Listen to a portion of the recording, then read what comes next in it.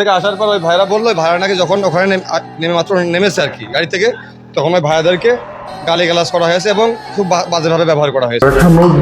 আর কি জিজ্ঞেস করছে সময় আবার এই একটু থাকাটি করে যাচ্ছিস ভালো হবি না, এই যাচ্ছে আচমকাটা কোপ দিয়ে, ও তো সামনে আর আমরা দোকানের ভিতরে দিয়ে কোপ দিয়ে দৌড়। দেখো আজকের ঘটনা খুবই মর্মান্তিক, বিশেষ করে Azaria public team member, Azaria public টিমের যে অডিয়েন্স এন্ড কাবির ফয়সালের ভক্তদের জন্য খুবই দুঃখজনক ঘটনা। হ্যাঁ গাইস, আমি ঠিকই বলতেছি। এর আগে তোমরা উমরন ফায়ার ভার্সেস কাবির ফয়সাল একটা কন্ট্রোভার্সি দেখছো, এখানে তারা তেমন কোনো কন্ট্রোভার্সি করে নাই, বাট তাদের ভক্ত তাদের অডিয়েন্সের কথায় কথায় তাদের মধ্যে আজ থেকে বেশ কিছুদিন আগে একটা কন্ট্রোভার্সি হয়। ওই কন্ট্রোভার্সির কারণে সে টিকটক থেকে লিভ নেয়, তো সে টিকটক থেকে বিদায় নিছে মেবি 2 বছর হয়ে গেছে। বাট সো স্যাড, কাবির ফয়সালের ভক্তরা এখনো তার টিকটকে পায় নাই। হোয়াট এভার, রিসেন্ট আমরা কিছু ভিডিওতে দেখলাম আজারিয়া পাবলিক টিম মেম্বারদের উপরে হামলা করা হয়েছে খুবই মর্মান্তিক ভাবে। তো এই হামলার কারণ কি, কেনই বা হামলা করা হয়েছে, তো এটা দেখার আগে উমরন fire new funny video upload করছে। এখানে তোমরা কে কে রিয়াকশন চাও ওইটা অবশ্যই কমেন্টে জানাও। আর হ্যাঁ, তোমরা কে কে কাবির ফয়সালের ফ্যান আছো তারা অবশ্যই ভিডিওতে লাইক দাও, আর এই ভিডিওতে সর্বোচ্চ শেয়ার চাই, কারণ এই ভিডিওটা খুবই গুরুত্বপূর্ণ। আক্রমণ করার সময় সে একাই ছিল, আর আমার সঙ্গে 20-30 জন ছিল।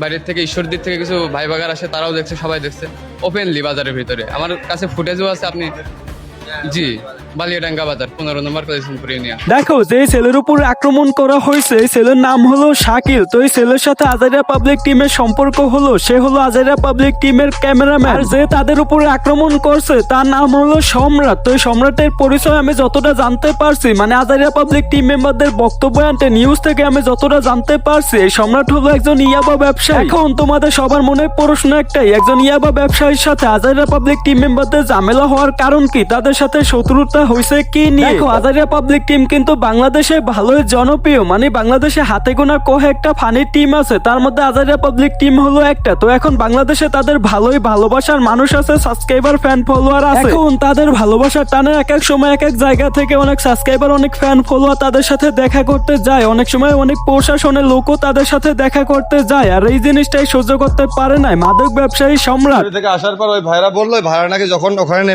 নেমে মাত্র নেমেছে আর কি গাড়ি থেকে, তখন ওই ভাইয়াদেরকে গালিগালাজ করা হয়েছে এবং খুব বাজেভাবে ব্যবহার করা হয়েছে। দেখো রিসেন্ট ঈশ্বরদী থেকে কিছু ভাই ব্রাদার কিছু তাদের সাবস্ক্রাইবার আজারিয়া পাবলিক টিমের সাথে দেখা করার জন্য তাদের একটা বাজার আছে, তো ওই জায়গাতে যায়, কারণ ওই বাজারে কাবির ফয়সালের টিম মেম্বাররা আড্ডা দেয়। তো ওইখানে ছিল ওই মাদক ব্যবসায়ী সম্রাট। তো যখন ঈশ্বরদী থেকে তাদের এই ভাই ব্রাদার গুলো তাদের সাথে দেখা করতে আসে, তো তাদের সাথে ওই সম্রাট খুবই বাজে ব্যবহার করছে। আর এটা আমার কথা না, এটা কিন্তু তার ওই ভাই ব্রাদার গুলো নিজের মুখে বলছে। কিন্তু ভাইদের সাথে আপনাদের সাথে কি দেখি আসলে কিছু বলেন, মানে আমরা যখন গাড়ি থেকে নামলাম আর কি, ঠিক আছে, প্রথমেই মনে করেন উদাল পাতাল গাল পাতেছে, বড়ি টড়ি বেচতে আসেন, হ্যান ত্যান এরকম ধরনের কথাবার্তা, মানে